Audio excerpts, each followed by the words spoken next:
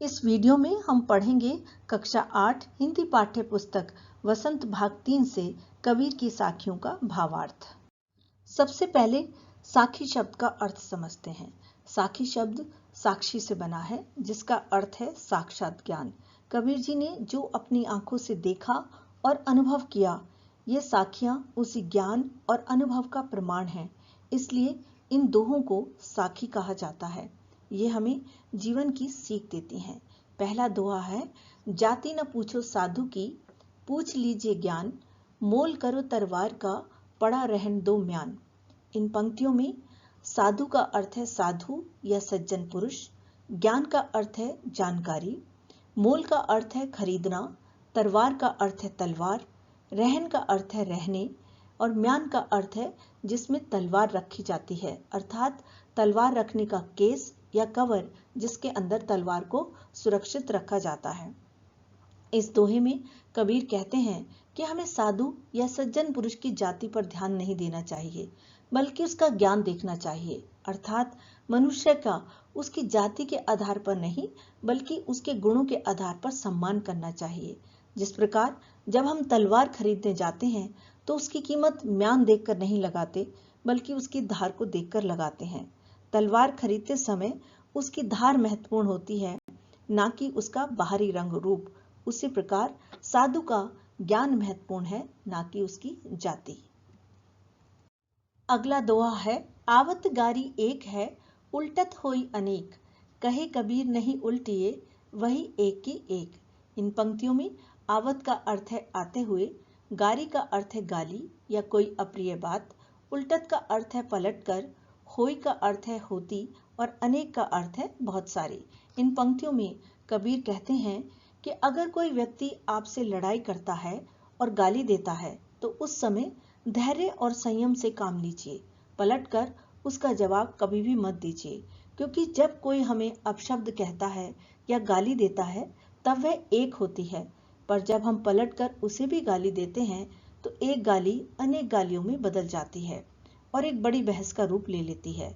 अगर आप चुप रहेंगे और उसकी एक गाली पर ध्यान नहीं देंगे तो वह वहीं खत्म हो जाएगी, यानी अपशब्दों का सिलसिला वहीं रुक जाएगा और झगड़ा आगे नहीं बढ़ पाएगा।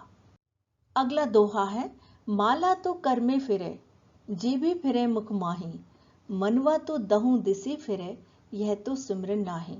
इन पंक्तियों में आए हुए शब्दों के अर्थ इस प्रकार हैं।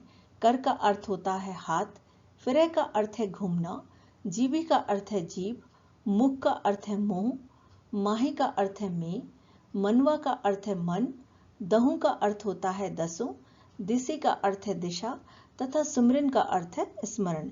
इस साखी में कबीर दिखावे की भक्ति का विरोध करते हुए कहते हैं कि इस दुनिया में कई ऐसे लोग हैं जो हाथ में लेकर माला जपते रहते हैं और मुख से हमेशा भगवान का नाम लेते रहते हैं, लेकिन असल में उनका चंचल मन दसों दिशाओं में भटकता रहता है।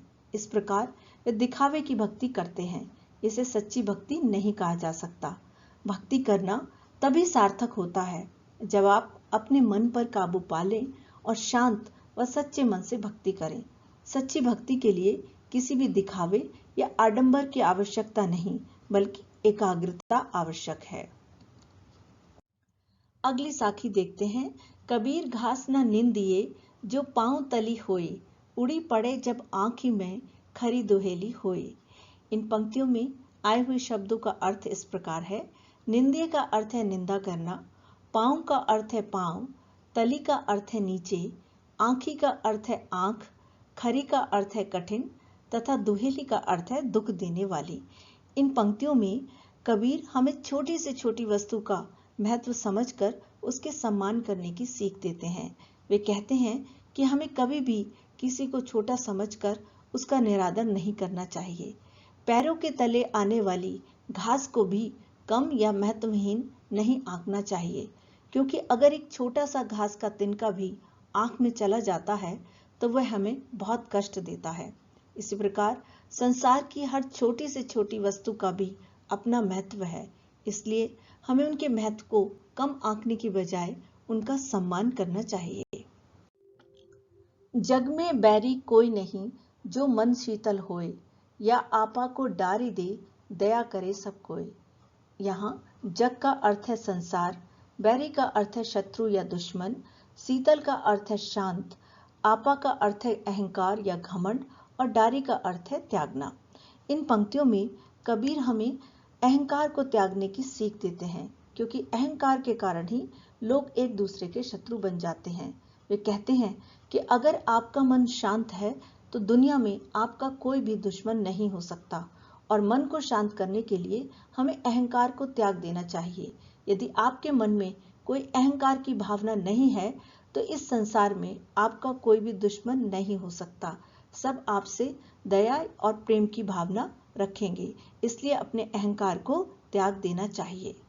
यदि आपको ये वीडियो पसंद आई हो तो चैनल को सब्सक्राइब करें, लाइक करें, मित्रों के साथ शेयर करें और बेल आइकन को प्रेस करना ना भूलें, ताकि आपको मेरी नई वीडियो की नोटिफिकेशन मिलती रहे। धन्यवाद।